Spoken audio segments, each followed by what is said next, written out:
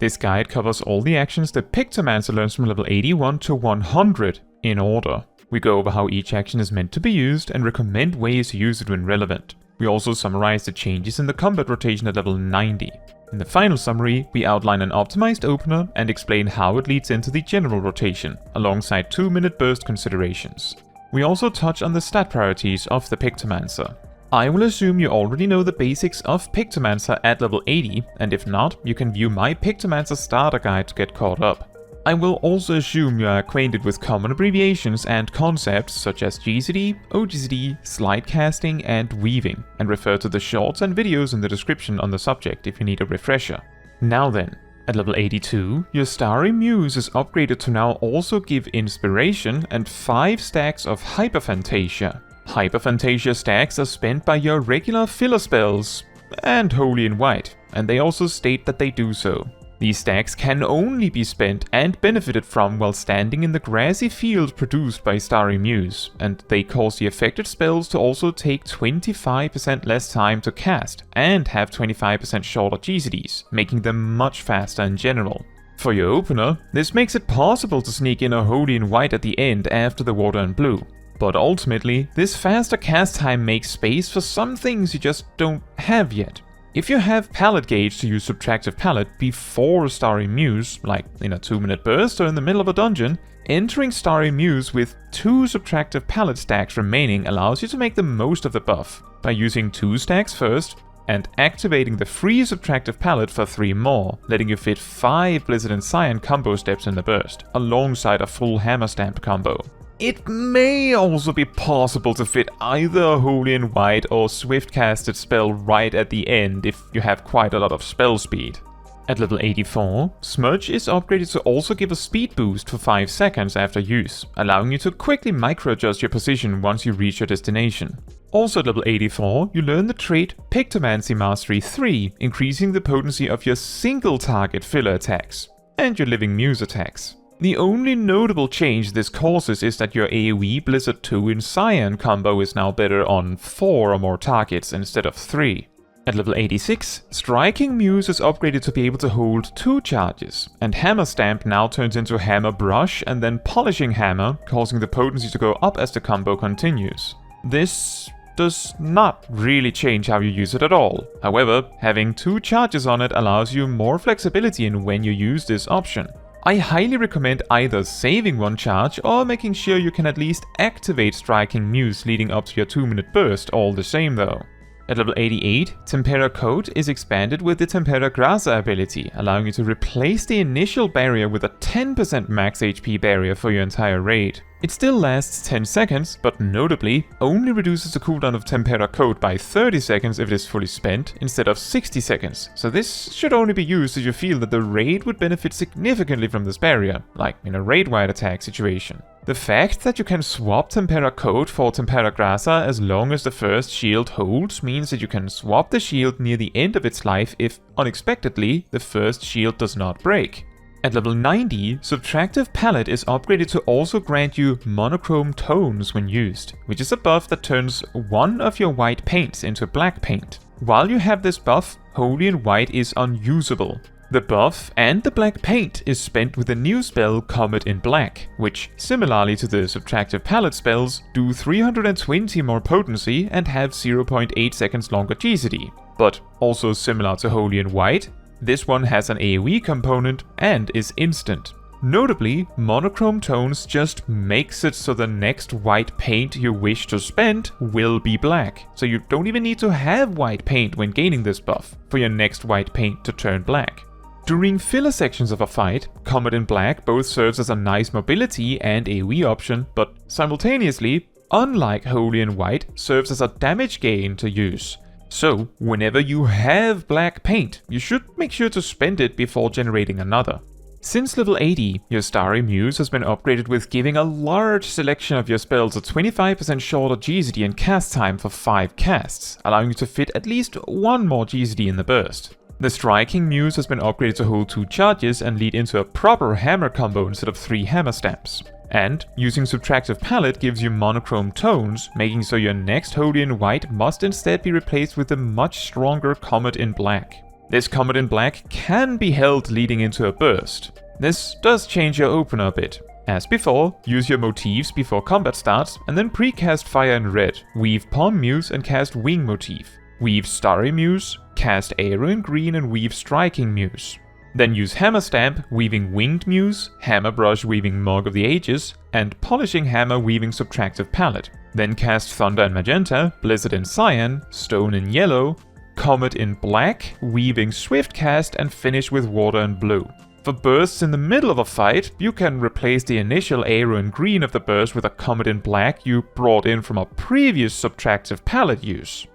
At level 92, you learn the spell Rainbow Drip, which has a 4-second cast time and an absurd 6-second GCD. It also does amazing damage and grants a white paint immediately. Your Starry Muse is also expanded to give you Rainbow Bright when all your Hyperphantasia stacks are spent, which in turn makes Rainbow Drip instant and reduces its GCD by a flat 3.5 seconds, likely making its GCD shorter than most of your other actions. In your opener, Rainbow Drip replaces your Fire in Red precast, and you instead precast Rainbow Drip. The much longer GCD of Rainbow Drip also allows you to weave both Palm Muse and Striking Muse, removing the need for using Fire in Red or Arrow in Green in the opener, although something similar may come up at a higher level for coordinating raid buffs. Note that Striking Muse can only be used while in combat, so you may need to mash the button a bit for it to activate the moment you actually enter combat. As Striking Muse is already used by the time Starry Muse comes up in the opener, you can jump straight to Hammer Stamp, Winged Muse, Hammer Brush, Mark of the Ages, Polishing Hammer, Subtractive Palette, followed by Blizzard in Cyan, Stone in Yellow, Thunder in Magenta, Comet in Black, and then Holy in White with the paint granted by Rainbow Drip, spending the last Hyperphantasia, enabling you to use Rainbow Drip again, which you should finish the burst with. For 2-minute bursts, the Holy in White at the end is instead replaced with the Comet in Black at the start, just after Polishing Hammer. At this level, we are mostly really interested in extra palette gauge in terms of bringing in a Comet in Black during bursts that has been generated from a Subtractive Palette before the burst began. So, as long as it leads to you having a Comet in Black ready for the burst, there isn't actually that much need to sit on extra gauge all the time. Although, if you are using a tincture for a particular burst, having an extra Subtractive Palette to finish on would still be beneficial. At level 94, Swiftcast's cast time is reduced to 40 seconds. This doesn't change how you use it, but does mean you have more reliable access to it as an option to skip the cast time of, say, painting a motif. You also get the trait Pictomancy Mastery 4, boosting the potency of many of your actions, but does not change anything for your rotation. At level 96, your Living Muse is upgraded to hold 1 extra charge, and after using Winged Muse, your creature motif turns into Claw motif, letting you use Clawed Muse, then creature motif turns into Maw motif, allowing you to use Fanged Muse. And once Fanged Muse is used, Mark of the Ages turns into Retribution of the Madeen, which does even more damage. Note that you cannot hold both a Moogle portrait and a Madeen portrait. This changes how you use Living Muse somewhat. Out of 4 Living Muse casts, the second grants the Mark of the Ages, and the fourth grants Retribution of the Madeen. If possible, you should aim for Retribution of the Madeen during the 2-minute burst. Sometimes, like in the opener, this might not be possible, and you must settle for Mark of the Ages. The way this plays with the 2-minute burst is as follows. Right after your burst, you should have enough time to generate 3 Living Muses, and the third one will be needed for the burst itself.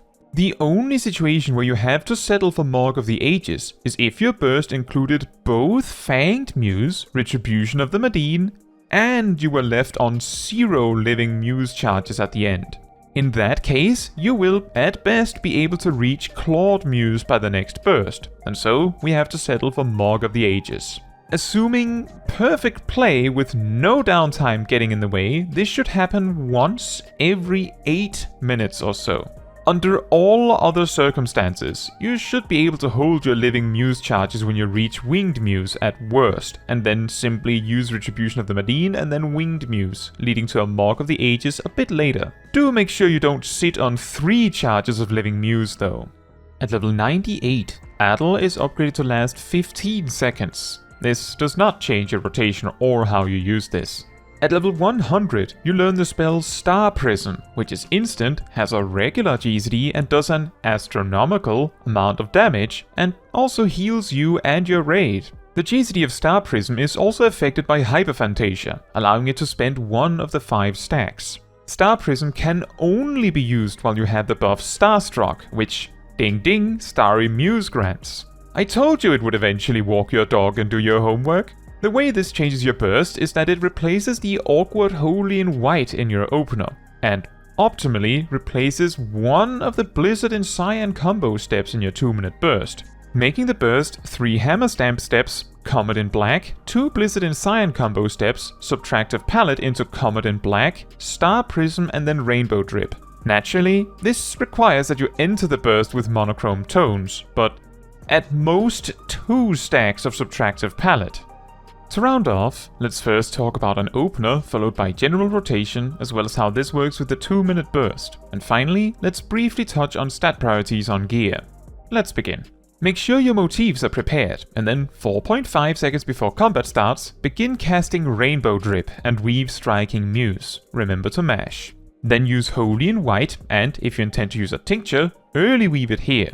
Then also weave Palm Muse and immediately cast Wing Motif. Weave Starry Muse after Wing Motif and then use Hammer Stamp weaving Winged Muse, Hammer Brush weaving Mark of the Ages, Polishing Hammer weaving Subtractive Palette, then use Blizzard in Cyan, Stone in Yellow, Thunder in Magenta, Comet in Black, and then finish up with Star Prism and then Rainbow Drip. This then leads to the general rotation. The Pictomancer filler rotation revolves around preparing your canvas for the next burst, and also spending any extra muses that may come up. For the Striking Muse, you have 1 extra use on the odd minute that you won't need for the burst. For the Living Muse, try to prepare such that you will have Retribution of the Madeen and a Living Muse for every 2-minute burst. Or, if not possible, Mark of the Ages and a Living Muse. The Starry Muse also needs to get prepared in this filler period. Remember that if a fight has downtime or any other times where it is particularly convenient to paint some motifs, you can plan them for that, rather than painting them immediately at the first opportunity. Once that is done, the rest of the filler is all about palette gauge and fire in red. When your burst is coming up, it is a good idea to use Subtractive Palette and spend at least 1 stack so you can have Comet in Black ready for the burst, and be able to use Subtractive Palette again during the burst for a second Comet in Black. Aside from this, the filler is to use fire and red combos and spending palette gauge without overcapping, while also getting as much out of it as possible. Holy in White can be useful either for continuing attacking at times where you have to move either unexpectedly or for an extended period of time you could never plan for. Holy in White is also decent for doing damage while the tank is rounding up mobs in a dungeon. For AoE adjustments, replace your filler Fire in Red and Blizzard in Cyan with their AoE counterparts on 4 or more targets. All of your other attacks have AoE components, and so scale with the number of targets. Optimally, your 2-minute burst should include a full hammer combo, 2 Comets in Black, 2 Blizzard in Cyan combo steps, better if there's Stone in Yellow and Thunder in Magenta naturally, but you might not be able to make that happen. And finally, of course, Star Prism and Rainbow Drip. Note that the exact order of the burst isn't crucially important, so if you're required to move around during the burst, you can make use of Hammer Stamp, Star Prism and Comet in Black for this. It is also crucially important to keep in mind that the Hyperphantasia stacks are only spent if you are in the grassy field. So if something forces you out, make sure that you're spending that time with Hammer Stamps if at all possible. And also, remember, universally, that doing something is better than doing nothing, so if you require a resource, such as Comet in Black, to keep up the attack, and that causes something to be missing in your burst, that is still better than doing nothing in your filler. Finally, regarding stat priorities. Take note that in nearly every single case, item level beats out optimal secondary stats. This means you should always prioritize gear with higher item level, as long as it has intelligence on it. After that, you want as much critical hit as possible, followed by determination with direct hit very close behind. Critical hit both increases your critical hit chance and damage, which means the more you have of it, the better it gets. Determination simply increases all damage you do, and direct hit grants you a chance to do 25% more damage, that scales faster than the crit chance. On average, Determination is around 2% better than Direct Hit, and since they interact with each other, you would prefer to have close to equal amounts of both, with Determination slightly higher. However, getting as much critical hit as possible takes priority over both. While spell speed can be very convenient for Pictomancers, as it means some of your longer casts can feel like much smaller commitments, the job is so burst heavy with attacks that gain nothing from spell speed that it simply won't help you much. Item level still takes priority over avoiding spell speed, but there is no reason to seek it out as a Pictomancer. Now, that is all for this video. Thank you so much for watching. If you would like to support me and my channel more directly, you can become a member like these wonderful people here. You can also alternatively support me through Ko-Fi, link in the description.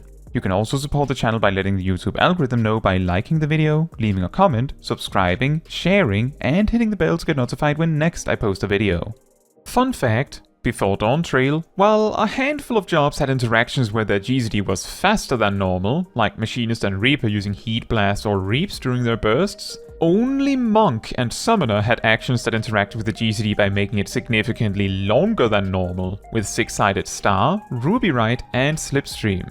Both Viper and Pictomancer now heavily interact with the GCD, with them both playing around with slightly faster and significantly slower GCDs depending on the action.